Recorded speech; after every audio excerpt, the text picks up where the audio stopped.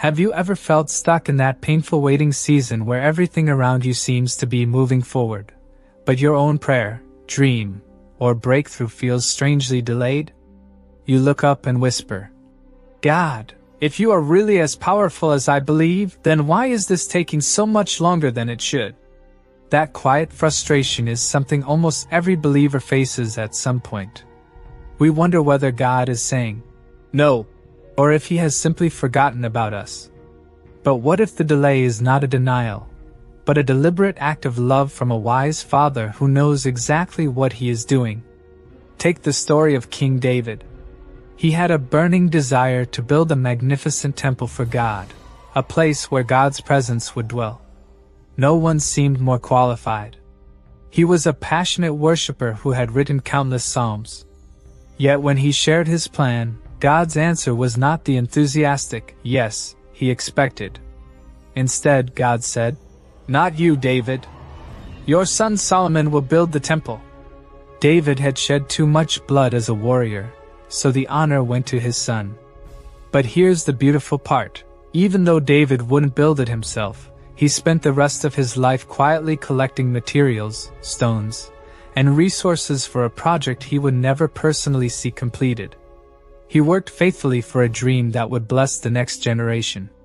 That kind of unseen obedience is rarely celebrated, but it reveals a powerful truth. Sometimes God says, "Not you," not to reject us, but to protect us and prepare something greater through us.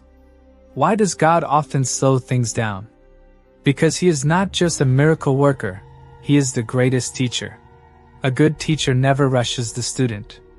He slows down so the lesson can actually sink in and become part of who we are. We pray for patience, and suddenly life fills with long delays and difficult situations. We ask to become more loving, and God places challenging people in our path. It feels frustrating, but these are training grounds. God slows the pace because we are not yet ready to handle the speed we are asking for. The wedding at Cana, a powerful picture. Remember the wedding in Cana where the wine suddenly ran out?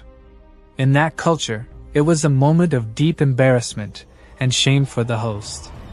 Mary turned to Jesus and said, "They have no more wine."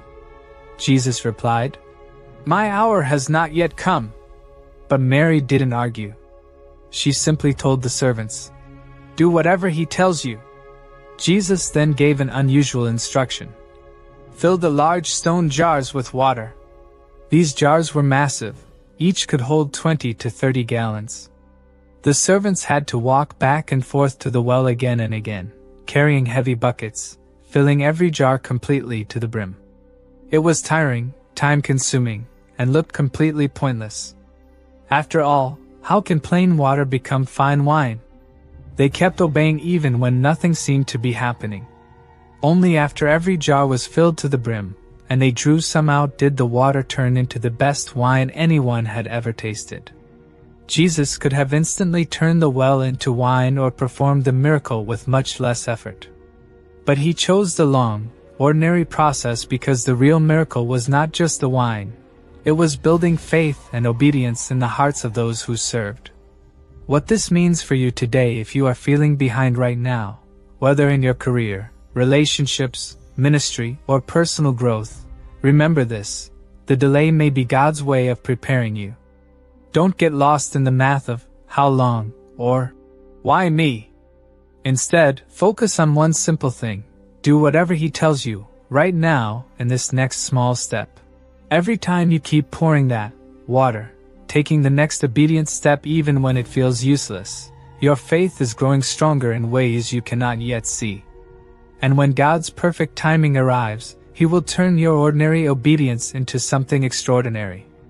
The breakthrough often comes right when you feel like you can't pour one more bucket. That is the moment God steps in and says, "Now." So today, make this decision. I will stay faithful in the process. I will keep doing what He asks, even when it's slow and unseen. Because I know my God is never late. He is preparing something beautiful.